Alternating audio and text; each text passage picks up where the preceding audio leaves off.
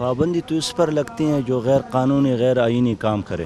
جس طرح ماضی میں این پی والوں نے کیا تھا اور ان پر بھٹو کے دور میں پابندیاں لگی تھیں۔ سید منور حسن صاحب نے اس طرح کوئی غیر آئینی بات نہیں کی ہے، اور ان کی تجویز یہی ہے کہ یہاں پر امن قائم ہو، امن کے لیے مذاکرات کا راستہ اختیار کیا جائے، نیٹو سپلائی کو بند کیا جائے، ڈرون حملے بند کیا جائے۔ یہ سید منور حسن صاحب کا ویژن ہے اور اس کا موقف ہے، ہم سب اس کے حامی ہیں۔ مخلوط حکومت میں شامل جتنی بھی جماعتیں ہیں اور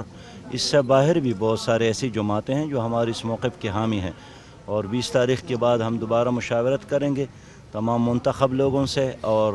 اسمبلی سے باہر بھی جو سیاسی جماعتیں ان سے بھی مشاورت کریں گے۔ اور یہ کوئی پارٹی مسئلہ نہیں ہے، ایک قومی ملی مسئلہ ہے جس کی وجہ سے پورا ریجن جو ہے وہ زبردست مشکل سے دوچار ہے۔ ہم یہی چاہتے ہیں کہ مشاورت کے ساتھ جمہوری انداز میں ہم اپنے موقف کو آگے بڑھائیں۔ ہم نے مرکز کو ایک موقع دیا ہے،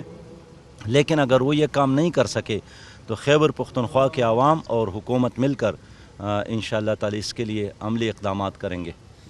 اس ڈرون حملوں کی وجہ سے مشکلات میں اضافہ ہوا، لیکن مذاکرات کی کامیابی اب بھی ناممکن نہیں ہے، اور ہم نے حکومت کو یہی مشورہ دیا ہے کہ ہمت نہ ہاریے اور آگے بڑھی، اس لیے کہ مذاکرات نہ کرنا یہ امریکہ کے مفاد میں ہے، اور امریکہ چاہتا ہے کہ یہاں مسلسل بدامنی ہو، انتشار ہو، اور وہ اپنی ناکامی کا ملبہ پاکستان پر ڈالنا چاہتے ہیں۔ اس لیے ہم ہر صورت میں اس کو آگے بڑھانے کے حق میں، ملک کے اندر ایسی شخصیات موجود ہے جس میں مؤثر رول ادا کر سکتے ہیں۔ پدے وطن کے دے ڈرون حملوں دا وجنا اور دا بدامنی دا وجنا 50,000 نے زیاد زمنگا خلق شہیدان شو۔ لبیک لبیک لبیک لبیک